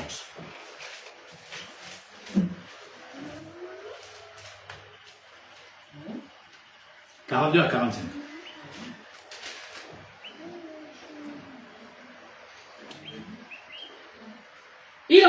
Il étendra sa main sur divers pays. Ça veut dire que eux, le faux prophète, parce que je dis que le diable a 4 rôles. Le rôle du faux prophète, de l'antichrist, du dragon et du vicaire. Maintenant, lui, qui joue le rôle du faux prophète, l'homme de paix, qui a la nature religieuse et la nature politique. La bête qui est sortie de la terre, semblable à un agneau. Maintenant, lui, il va faire tout ce qu'il veut. Personne n'arrête. Maintenant, regarde ce qu'on dit. Il étendra sa main sur divers pays. Il étendra sa main sur divers pays. C'est pas ce qu'il est en train de faire. Oui. Et le pays d'Égypte n'échappera point. Oui, l'Afrique. Il se rendra maître des trésors d'or et d'argent. Mais c'est pas ce qu'il fait. Parce que là, partout par là, c'est pour aller chercher l'or, l'argent, pour compenser les pertes de ces navires. Parce que ces navires là-bas en mer, c'est 300 millions de dollars jour. Donc il faut qu'il récupère l'argent qu'il a investi par le fait qu'il a déplacé tout son arsenal, sinon une moitié de son arsenal. Est-ce que tu comprends? Donc il va s'accaparer. Là il arrive, il va prendre le Groenland. Il arrive, il a pris le Venezuela. Il va faire comme ça. Le Mexique, ainsi de suite. Il va s'accaparer. jusqu'en Égypte. L'Égypte doit la rentrer de toutes les façons. Après, il doit venir en Éthiopie. Pourtant, dans quelques jours, il y a 5 pays africains qui ont été invités aux États-Unis. La suite. Il se rendra maître des trésors d'or et d'argent et de toutes les choses précieuses de l'Égypte. Les Libyens et les Éthiopiens seront à sa suite. On dit quoi? De même que Poutine va aussi avoir à sa suite des Noirs, lui aussi a à sa suite des Noirs. Mais des Noirs, pas n'importe. Ceux qui ont les matières premières les plus importantes. Il n'y a pas longtemps, le président Niger est parti là-bas. Là, on a encore invité 5 autres pays. Si tu doutes, c'est pourtant écrit. La suite. Les nouvelles de l'Orient et du Septentrion viendront l'effrayer. Voilà la raison qui fait qu'il part en Iran. Il va au Groenland, c'est-à-dire les nouvelles de l'Orient. L'Orient représente l'Asie. La Chine est en train de monter en puissance. L'Inde est en train de monter en puissance. L'Inde, récemment, il y a 2 jours, a déclaré son amour pour Israël. Ceux les brises ont dit, donc comme c'est comme ça, tu sors maintenant. Tu ne peux plus être avec nous. Or, l'Inde, son problème, c'est qu'elle ne veut pas que le pays qu'elle a colonisé, qui est la Chine, continue à être influent. C'est la réalité qu'on ne veut pas venir. L'Inde a dépassé la Chine aujourd'hui, c'est plus de 1,4 milliard d'habitants. La Chine est maintenant le 2e pays le plus peuplé au monde. L'Inde aussi devient maintenant un pays qui se développe. Oui, c'est la politique maintenant qu'on joue, c'est que Daniel 2 a dit la statue est en train de vivre là. Et pendant que Moussi ce matin a dit de couper les esprits de vos grands-pères. Non, pas d'autre chose. Oui, ça. Les nouvelles de l'Orient et du Septentrion viendront les. Ça veut dire que donc les nouvelles de l'Orient, le frère, les nouvelles de la Russie, du Septentrion, oh, il y a un danger. Qu'est-ce qu'il lui fait? Et il partira avec une grande fureur pour détruire. Tu comprends bien, qui fait quoi? Il va maintenant en Asie et dans l'Europe de l'Est avec une grande colère. Le Groenland, il dit on monte, on descend, je récupère. L'Amérique du Sud, l'Amérique latine, on monte, on descend, je récupère. Il dit alors que je ne m'arrête pas là. Je vais où maintenant? Au Moyen-Orient. Je dois récupérer. Pourquoi? Parce que la Chine achète le pétrole de l'Iran à moindre coût. Or, la Chine a besoin de l'or noir, pourquoi? Pour son industrie et son développement. Or, la guerre qui se fait, en réalité, c'est quoi? C'est éviter que la Chine maîtrise l'intelligence artificielle. Celui qui va maîtriser cela dominera le monde entier. Et les Américains, donc l'Occident, disent jamais. C'est ça la guerre. Si ce livre est faux, et comment il explique tout ça?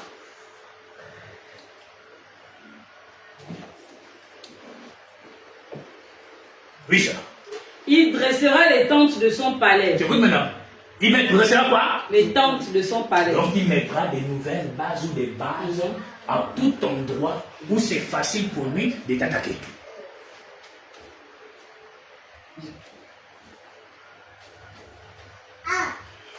Donc lui fait faux. Oui, ça. Entre les mers, vers la glorieuse et saine montagne, puis il dressera les tentes de son palais. Entre les mers, vers la glorieuse et sainte montagne, puis il arrivera à la fin, sans que personne lui soit en aide. Tu comprends, mon frère? Il va tomber seul. Il n'a pas gagné de secourir. Mais le problème, c'est que le faux pasteur ou le fou pasteur gabonais a dit en 2030, on aura la fin du monde. Je dis, monsieur, vous êtes dans l'erreur. Vous êtes un menteur parce qu'en 2030, c'est autre chose qu'on va vivre. Pourquoi? Regardez ce que dit la suite. Ézéchiel 38.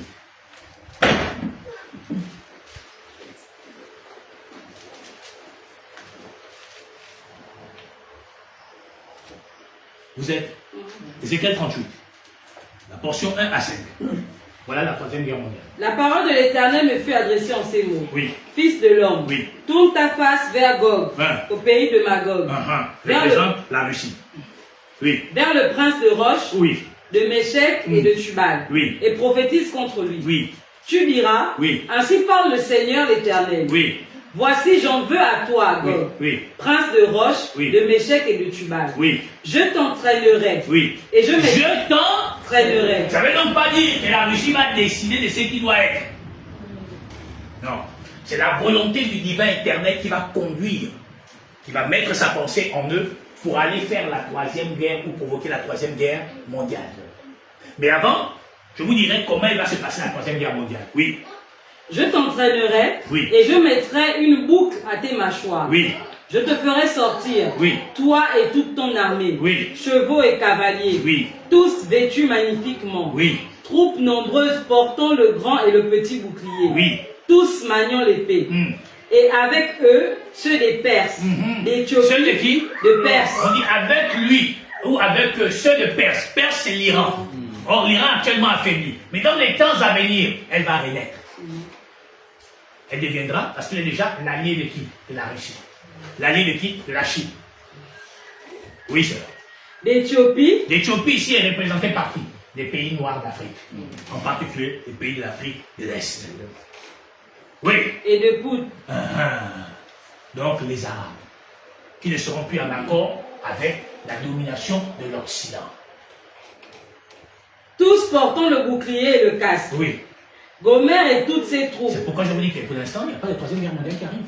Puisque les pays d'Arabes, les pays d'Afrique, là, ils sont encore prêts. Les pauvres, l'Iran, là, qui font le prix tous les jours, là, on est en train de finir là. On bombarde, c'est fini. Dans quelques jours, 2 jours, 3 jours, c'est fini. Mais après, ils vont renaître. Pas maintenant, mais ils renaîtront. Pour s'allier, pour finir ce qui doit arriver. Bon, même si tu n'y crois pas, on y est. Regarde. C'est bon? Luc 17.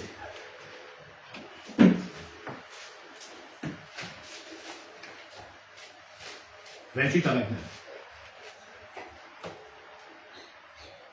Ce qui arrivera du temps de Lot. On dit ce qui arrivera au temps de Lot.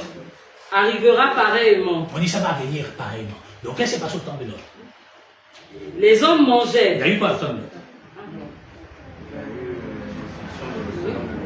Donc Dieu a détruit le monde par Sodome et Gomorrhe. Très bien. Mais il dit que ça va arriver de même à la fin du monde. La suite. Les hommes mangeaient, buvaient, achetaient, vendaient, plantaient, bâtissaient. Mais le jour où Lot sortit de Sodome, une pluie de feu. On dit que donc les gens faisaient quoi? Ils mangeaient, ils buvaient, ils faisaient tout ça. C'est ça que les églises religieuses racontent. Il faut vous marier, c'est important. Faites les enfants, les bateaux. Tout ça, le monde, la prophétie en fait s'accomplir. Ce qu'on vit à l'heure actuelle. Mais on dit que maintenant, quand le temps arrivé, seul Lot a été averti. C'est la prophétie qui nous avertit aujourd'hui. Et quand là, on dit ce qui arrivera, arrivera. Donc ça veut dire que ça, c'était pour leur Sodome et Gomorrhe. Ça veut dire que si ça se reproduit, ce sera pour le monde entier. N'est-ce pas? Mais qu'est-ce qui s'est passé à Sodome et Gomorrhe? Une pluie de feu. Une pluie de feu. Oui. Et de soufre tomba du ciel. On dit de feu et de soufre tomba du ciel. Donc Dieu a anéanti Sodome et Gomorrhe. Mais par quelle arme?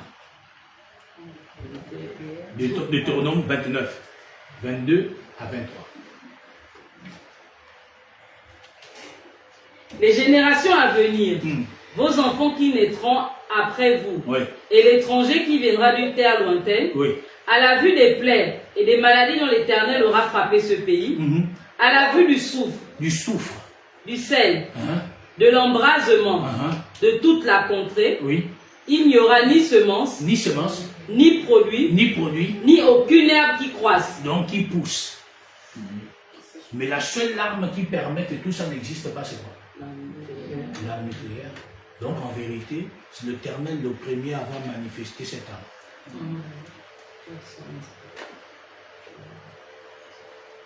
D'accord. On dit que c'est ça qui va arriver à la fin du monde. Donc ça veut dire que, pour qu'on parle de fin du monde, il faudrait donc que les pays qui ont des armes nucléaires s'enfondent. Et détruisent une partie de la terre. On n'y est pas. Vous voyez ce qu'on va faire? Très bien. Le 6 août 1945, les États-Unis d'Amérique ont largué la bombe atomique sur Hiroshima. Vous connaissez ça, non? Oui. C'était le 6 août, non? 1945, non? Très bien. On dit que c'est ça qui a marqué la fin de la Seconde Guerre mondiale.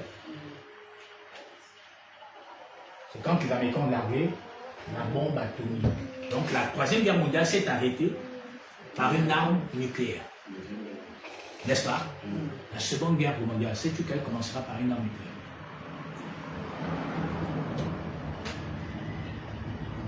De même que la Seconde Guerre mondiale s'est arrêtée par une arme nucléaire, de même la Seconde Guerre mondiale commencera par une arme nucléaire. Je sais que que tu sais qu'Apocalypse le dit. Mais c'est ça qu'on vient de dire là. Que ce qui arrive au temps de l'autre arrivera de même. Donc ça veut dire que si ça a commencé par l'autre, on a détruit Sodome et Gomorrhe, ça veut dire que la fin du monde commencera par une arme nucléaire. Apocalypse 17, frère. C'est écrit. Apocalypse 17.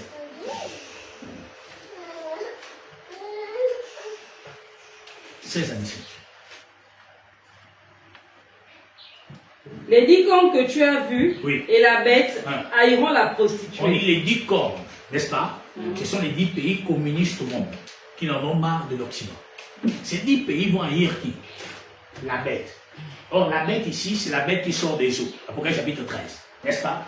À partir de la portion 1. La bête là sera haïe par les 10 cornes. Les 10 cornes là vont haïr la bête. Oui.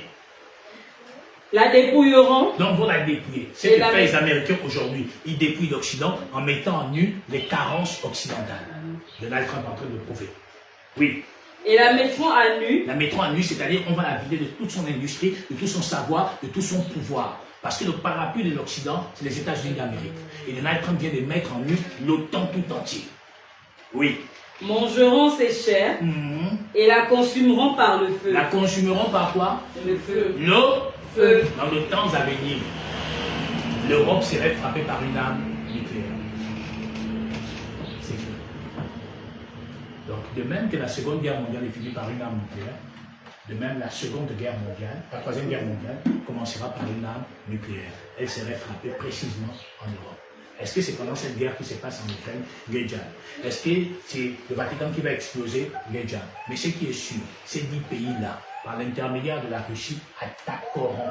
C'est pourquoi si vous remarquez deux choses, Macron a déjà dit au peuple français qu'en 2029, 2030, la Russie attaquera. C'est pas en vrai. Ça arrive. Ce qui arrive au temps de l'autre arrivera de même à la fin du monde. De même que Dieu, pour détruire Sodome et Gomorrhe, a frappé le monde par une arme nucléaire, de même, quand le monde rentrera en folie, c'est par une arme nucléaire. Donc, Édom serait touché dans son propre cœur, dans son propre système. Or, son propre système, c'est la propagande occidentale par la voie du christianisme papal.